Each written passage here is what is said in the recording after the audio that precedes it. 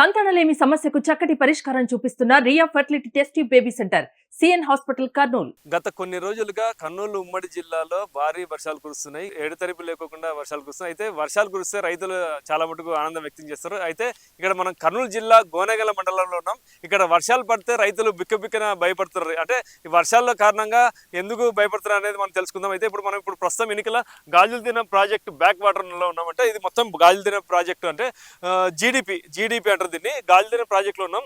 ఈ గాజులదిన ప్రాజెక్టు అయితే గతంలో 4.5 టీఎంసీలు కాగా అయితే ప్రస్తుతం ఉన్న టీఎంసీల నీరు అయితే 1.7 టీఎంసీ ఉంది. అయితే 2023 ముందు 4.5 టీఎంసీ ఉంది.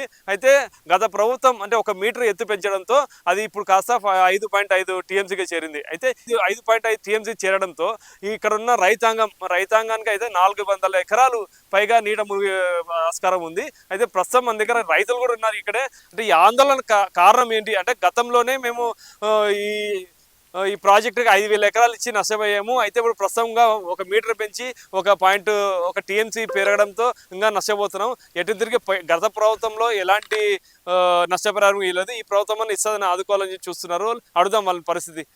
చెప్పండి అన్న, మీరు గాలిదిన ప్రాజెక్ట్ కింద ఉన్నారు అంటే కింద రైతులంతా మీవే పొలాలు ఉన్నాయి. ఎందుకు ఇప్పుడు వాన పడితే మీకు ఎందుకు మీరు భయాందోళనకు గురవుతున్నారు?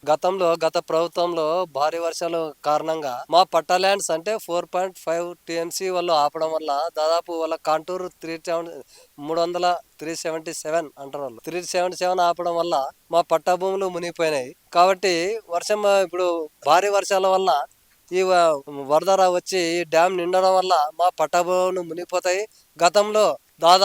గత ప్రభుత్వంలో చాలా సార్లు మునిగినాయి. మాకు పంట నష్టం ఇవ్వాలని చెప్పి అధికారుల చుట్టూ తిరిగినాము. వాళ్ళు రాసినారు, స్టేట్మెంట్ రాసినారు, రికార్డు చేసినారు, కలెక్టర్ గారికి సమర్పించినారు. కానీ మాకు ఎటువంటి పంట నష్టం కానీ ఏమి ఇవ్వలేదు.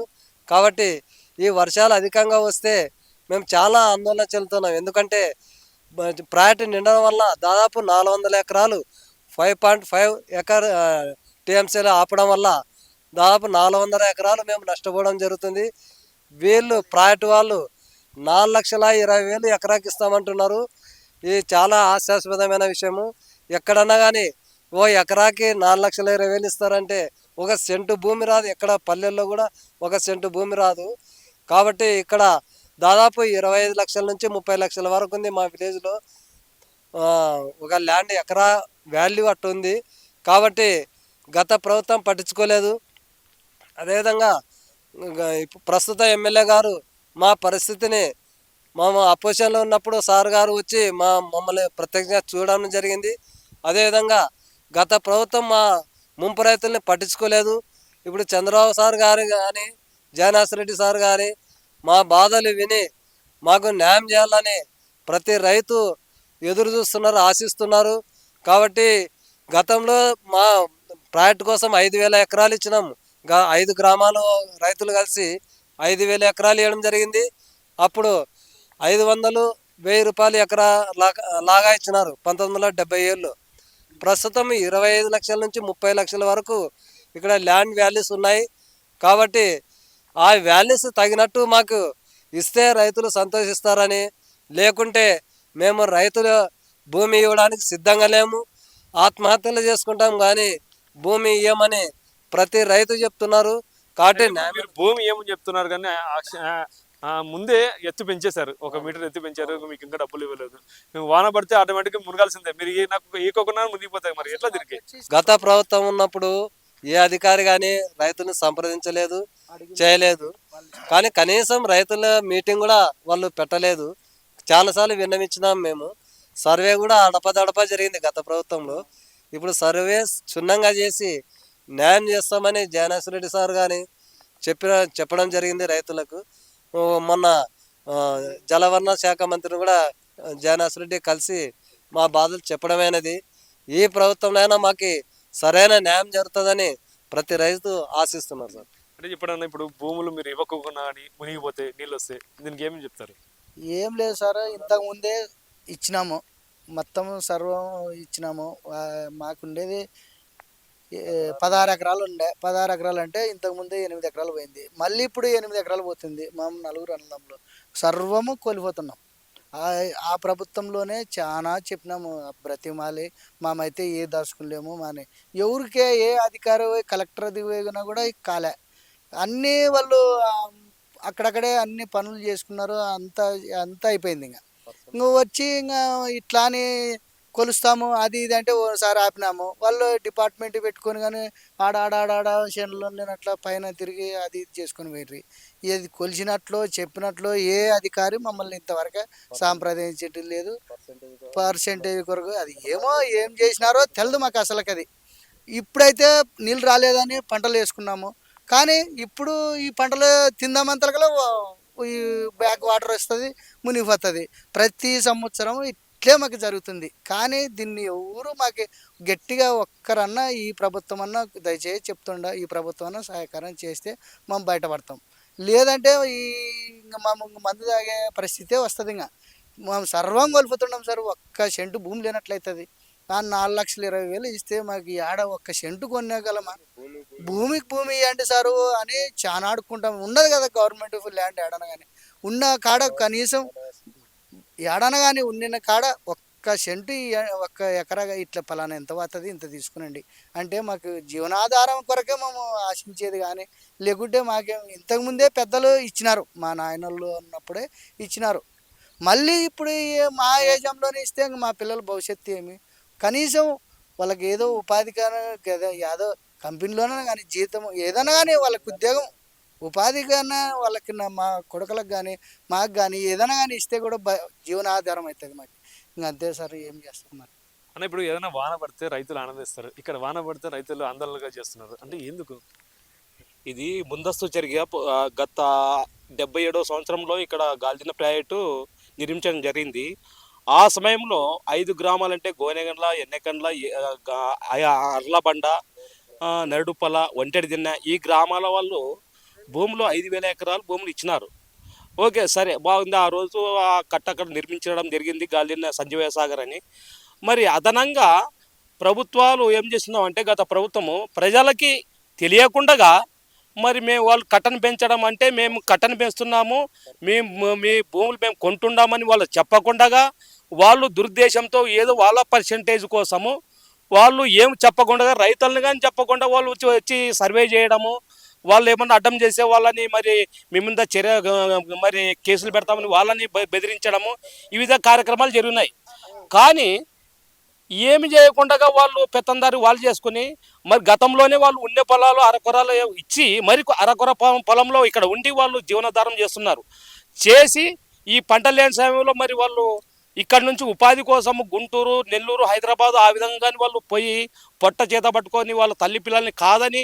అక్కడ వాళ్ళు మరి జీవనాధారం చేసి మరి ఇక్కడ వాళ్ళు వచ్చి చేస్తున్నారు ఉండే పంటలు అరకొర పంటల్ని కానీ వాళ్ళు సాగు చేసుకొని ఏదో చేతామంటే మరి వీళ్ళు ఎత్తు పెంచి ఈ కట్టను ఎత్తు పెంచి ఆ ఉండే పట్ట భూములను కానీ మరి మునకపోతే ఆ భూములు మరి వాళ్ళ వేసిన పంటలు నష్టము వాళ్ళ పట్ట భూములు నష్టము ఏమి అధికారం ఉందని ప్రభుత్వం వారు పట్టా భూములకి నీళ్లు నిలబెట్టవలసి వచ్చింది కాబట్టి ప్రజల్ని వాళ్ళని రైతుల్ని చెప్పకుండా ఈ నీళ్ళ నిలవడం వలన వాళ్ళని అంత నష్టం చేస్తున్నారు ఈ నష్టపరిహారం మరి ఏమిటంటే అక్కడ పోతే కలెక్టర్ వారికి ఇది మాం చేసింది కాదు మరి ఇది ప్రకృతి చేసిన విషయం మాకు సంబంధం లేదు అని వాళ్ళు చెప్తున్నారు ఎవరికి వాళ్ళు చేతులు ఎత్తేస్తే ఉన్న అరకొర భూమి పంటలను వాళ్ళు పంటలు వేసుకుంటే మరి ఆ పంటల్ని మునకలేకపోతే మరి ఎవరిని అడగల వాళ్ళు ప్రభుత్వాన్ని అడగకుండా ప్రభుత్వాలు పట్టించుకోవడం లేదు మరి ఎవరు పట్టించుకోవడం లేదు కాబట్టి దీని మీద వాళ్ళు మరి ఈ భూమికి భూమి ఇస్తారా లేకుంటే ఎకరాకి 30 లక్షల మాదిరిగా వాళ్ళకి ఇచ్చి వాళ్ళకి న్యాయం చేస్తారా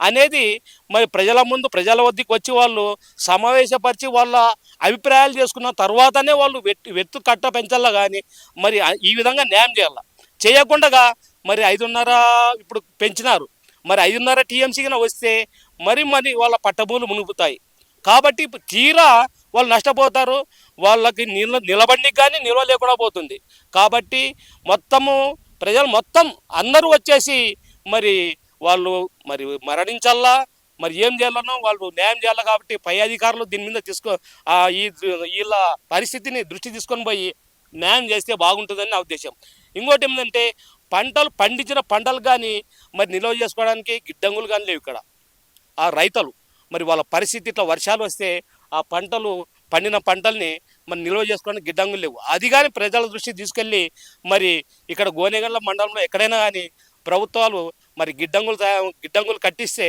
వాళ్ళు పండిన పంటలు అక్కడ మరి నిల్వ చేస్తారు, వాళ్ళు రేట్ వచ్చినప్పుడు కానీ అమ్ముకుంటారు. కాబట్టి మా పరిస్థితులని మరి పై అధికారులు తీసుకెళ్ళి మాకు న్యాయం చేయాలని కోరుతున్నాము. నా పేరు ఎస్ఎన్ మహాబోలి, గోనెగండ్ల. గాజులీన ప్రాజెక్టు ఒక టీఎంస్ నీళ్లు పెంచడం వల్ల ఎన్నెకండ్ల ఐరేమండ గ్రామ రైతులు చాలా నష్టపోతున్నాము. గతంలో కూడా మా 1976, 74 సంవత్సరంలో మా తాతల వారు కూడా భూములు 10 ఎకరాలు 20 ఎకరాలు పొలాలు ఇచ్చినారు. ఇప్పుడు నాకు 3 అబ్బాయిలు ఉన్నారు. నా పేరు దాసర్ బజారి, ఎన్నెకండ్ల గ్రామం రైతు. 43 సర్వే నెంబర్ 4 ఎకరాల 16 సెంట్లు మరి నీటి మునకలో పోతుంది ఒక టీఎం పెంచడం వల్ల.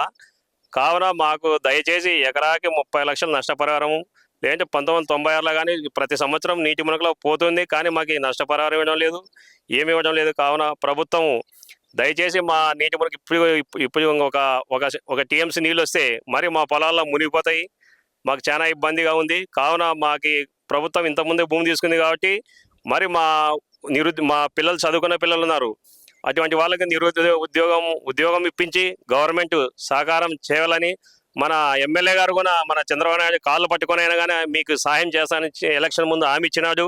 కావున అది మన ఎమ్మెల్యే గారు ముఖ్యంగా గుర్తుపెట్టుకొని మన చంద్రబాబు నాయుడు గారు సీఎం గారు కూడా తెలిపినాడు. కావున మాకు ఖచ్చితంగా మా గ్రామాలకి సహాయం చేయాలని మరి మా ఎన్నెకండ్ల గ్రామ ప్రజలు రైతులు కోరడమైనది.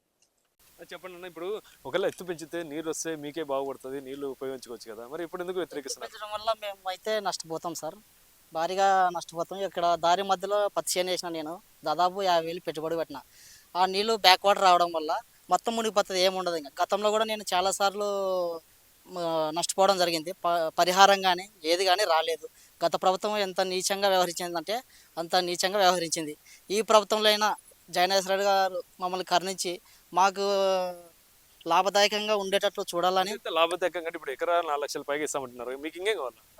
ఎకరాకి 30 లక్షలు పలుకుతుంది సార్. ఇక్కడ మా పొలాలు వచ్చేసి ఎకరా 30 లక్షలు పలుకుతుంది. ఇక్కడ దాదాపు అంటే కొన్న వాళ్ళు ఇక్కడ రిజిస్ట్రేషన్ కూడా వాల్యూ వచ్చేసి అందుతుంది. ఇక్కడ మీరు ఏం డిమాండ్ చేస్తున్నారు? ఇప్పుడు మాకైతే పంట పొలం పోయినందువల్ల ఉద్యోగం కానీ లేదా ఎకరాకి 30 లక్షలు కానీ పరిహారం ఇవ్వాలి సార్.